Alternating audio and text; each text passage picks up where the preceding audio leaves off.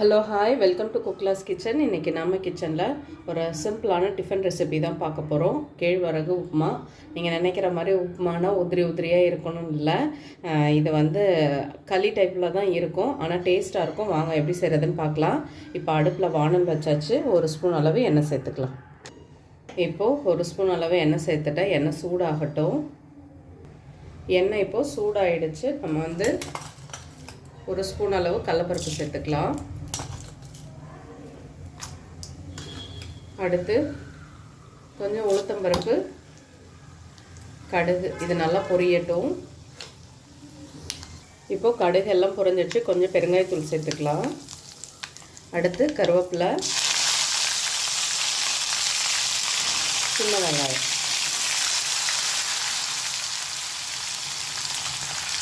காரத்துக்கு பச்சை மிளகாய்,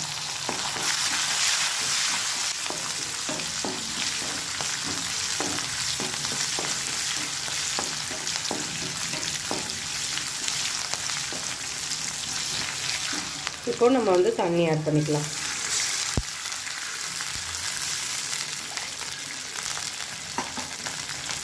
நான் ஒரு அரை கப் அளவு தான் மாவு எடுத்திருக்கேன். தண்ணி கொதிக்கட்டும். இதுக்கு தேவையான அளவு உப்பு சேர்த்துக்கலாம்.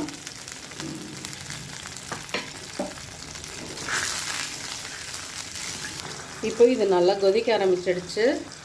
நம்ம கொஞ்சம் கொஞ்சமாக இந்த மாவை கட்டி இல்லாமல் கொஞ்சம் கொஞ்சமாக சேர்த்துக்கலாம். ஒரே நேரத்தில் அப்படியே கொட்டிடக்கூடாது.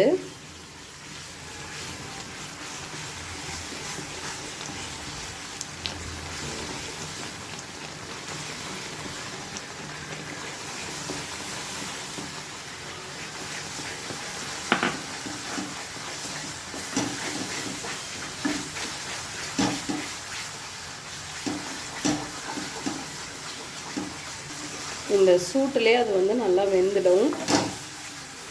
ஹை ஃப்ளேம்லேயே வச்சு இதை நல்லா வேக வச்சிடணும். ஒரு 2 மினிட்ஸ் நல்லா கிளறி விட்டோம்னா அது எல்லாமே வெந்துடும். லாஸ்ட்டாக தேங்காய் துருவல் நமக்கு எவ்வளோ தேவையோ அதுக்கு தகுந்த அளவு தேங்காய் துருவல் போட்டு இறக்கணும்னா இதுக்கு சட்னி எதுவுமே தேவையில்லை.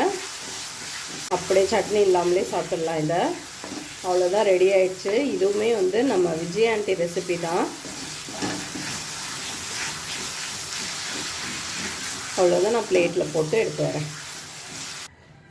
சுட சுட சூப்பராக கேழ்வரகு உப்புமா ரெடி ஆகிடுச்சு. நீங்களும் ட்ரை பண்ணி பாருங்கள், கண்டிப்பாக உங்களுக்கு பிடிக்கும். வீடியோ பிடிச்சா லைக் பண்ணுங்கள். என்னோடய வீடியோ உங்களுக்கு யூஸ்ஃபுல்லாக இருந்தால் சப்ஸ்கிரைப் பண்ணிக்கோங்க. மறக்காமல் செஞ்சு பார்த்துட்டு உங்கள் கமெண்ட் சொல்லுங்கள். தேங்க்யூ.